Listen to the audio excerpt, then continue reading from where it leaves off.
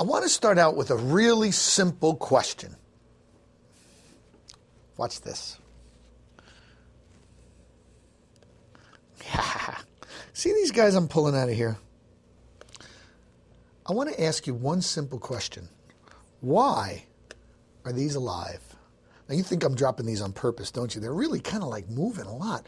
Why are these alive? Now look, you guys are biologists or biologist wannabes or budding biologists or whatever it is we're going to call it. In fact, we're all biologist wannabes. And so the very first question we need to ask is, why are these alive? And the second question is, do I have paper towels to wipe my hands with? Because I can tell you another thing is they're pretty slimy too. But you know, the key to this whole story of life is, and biology, is what makes something alive. What makes something that a biologist sees and says, cool, that's alive. What gives it life? And the other question we need to ask ourselves is, if we know something is alive, so what? What are we as biologists going to do about that thing? And what we are going to do about that thing, because we have an intellectual curiosity, is we're going to describe it. Because in describing what makes something alive, we can literally take a look at the big picture. These things are alive. Well, do they contain the same life and livingness that I contain, that a bacterium contains? What makes something alive? And it turns out that as we learn more and more about biology and the environment around us, that the key to life is organization. Let me show you what I mean. You know, I've often said to my students that taking chemistry and physics is very, very important. And the reason it's important is so you can become a biologist. Because to really understand life, you have to understand the way things work at the subatomic and the atomic level. You see, look, you're made out of molecules. You know that. You're made out of molecules. Those things that were just squirming around, they're made out of molecules. What are molecules made out of? Atoms. What are atoms made out of? Subatomic particles. Protons, neutrons, electrons, and physicists will take even deeper than that. They'll talk about neutrinos and antineutrinos. You know how that goes. But the key is that when we get to this level and we start to organize these things, we start to get close to life. But then I can ask you, all right, is this made out of subatomic particles? You betcha. Is it made out of atoms? You betcha. Is it made out of molecules? You betcha. So is it alive? Come on, it's got the whole things. And the answer is no, because somewhere in between molecules, organelles, and cells, we come to that secret called life. And I'll tell you, over the next series of lectures, way over 300, you're going to learn the true secret to life. Because molecules do organize themselves into subcellular parts, and called organelles. And organelles organize themselves, or are organized, into structures called cells. And cells, as you probably know, organize into tissues.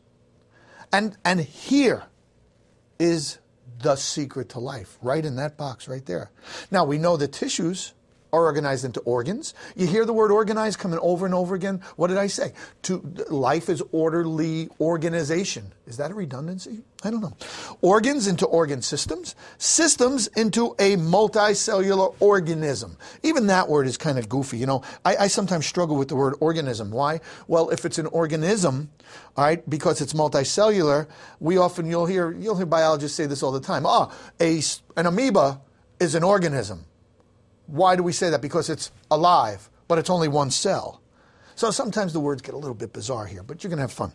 And of course, then we get to the ecological level, the interaction level, okay? And so we'll have populations, communities, ecosystems, environments, and eventually the world, where so far is the only place we have found life. But you know, who knows? I mean, and you know what?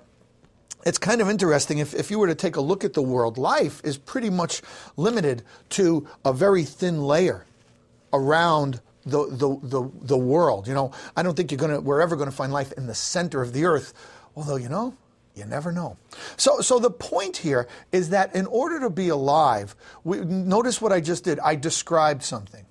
I described what it is to be alive. And something like this, which isn't alive, as far as I know, all right, it lacks that ability. It has organization, but it lacks that ability to do certain other things.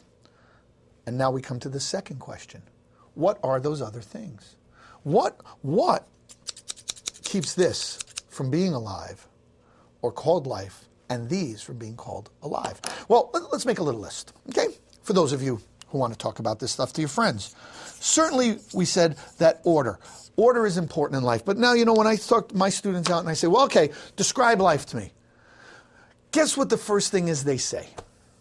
They say, something is alive if it moves. Is that what you were just thinking? I know that's what you were just thinking, right? See, that's alive. It moved.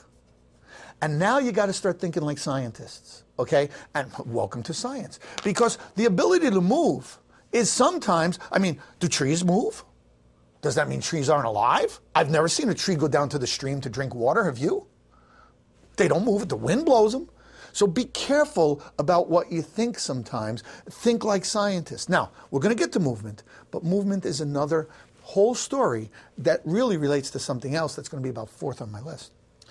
To me, the very after order, the ability to reproduce. Now, does that mean sterile organisms are not living? Well, of course not, okay? And that's the other thing my students always say when I give them this on their list. They say, oh, what about, people who can't have babies, they're alive. Well, this is not what I'm talking about here, okay? What I am talking about is at the cellular level or the organismal level, there is the ability to reproduce. And even more importantly, lower than the cellular level. You guys ever heard of DNA? I think you have, okay? Everybody's heard of DNA. It's amazing how much we've learned about DNA in your lifetimes. When I went to high school, it was the first year they ever taught about DNA in high schools. It had just, let's see, Watson and Crick published their paper in the early 50s. I was in high school in 66. I was a freshman in high school, and it was the first year they were teaching about DNA in high schools. Now in high schools, they're moving DNA from one organism to another in high schools. It's incredible in our lifetimes what has happened with DNA. But reproduction happens at the molecular level. And DNA not only is a reproducing chemical, it's a chemical that reproduces, but it's also the chemical that stores all the knowledge that makes your cells work. Oh, the DNA. Don't get me going. I'll be here for an hour if I start talking about DNA, but reproduction.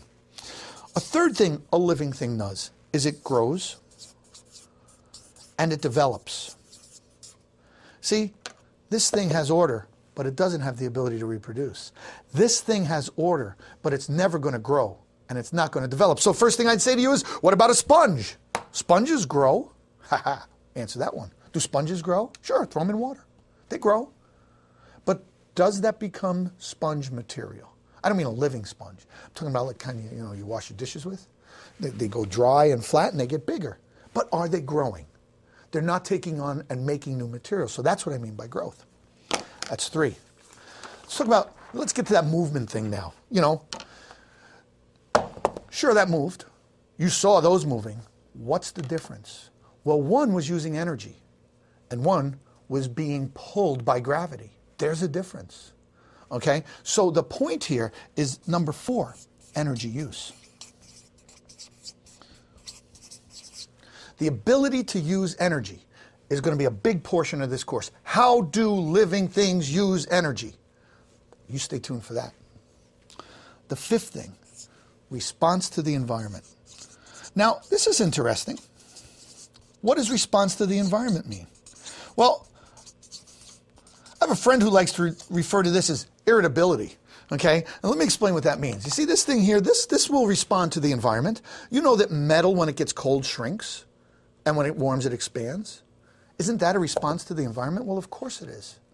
But there is no stimulation to this. And that response to the environment is merely a chemical change. The key to those worms, they did not like being pulled out. They thought they were about to be preyed upon. They were being irritated. There were nerve impulses firing around saying, predator, predator, predator. They don't know I'm going to let them go after this lecture. All righty. And the last one, put it all together and balance it in something we call, this may be a new word to you, Homeostasis. You may hear that word once or twice over the course of our lectures on life. And as we go through these 350 to 400 lectures describing life, because that's what we're going to do together, okay? We're going to describe life. And what we're going to do is we're going to describe how life is balanced, kept stationary, so that it can maintain a constant environment. That worm wanted to be back in the ground. And when I irritated it, it spent energy so that it would go down there, down into the ground. And then the summary. There has been, since the turn of the 20th century, okay, we have, just before the turn of the 20th century, we've realized something about life. And it is the key, the single biggest thing to understanding the life that's on the planet now, is understanding what came before. One of the things we have learned, and what you are going to see as a central theme of any biology course, is the whole idea that living things adapt evolutionarily through inheritance. Not adapt like it's cold, so I'm going to get furry. All right? It doesn't work that way. If I make you naked and make you run around the North Pole, you're not going to get furry. That's not what I'm talking about here. Okay? What I'm talking about is traits being passed on and continued in families, if you will. We call that evolutionary adaptation. And that is the theme to biology. You will never, ever understand biology until you realize the fact that what we have today is a product of what we had yesterday. So welcome to biology. I think you guys are going to have a good time.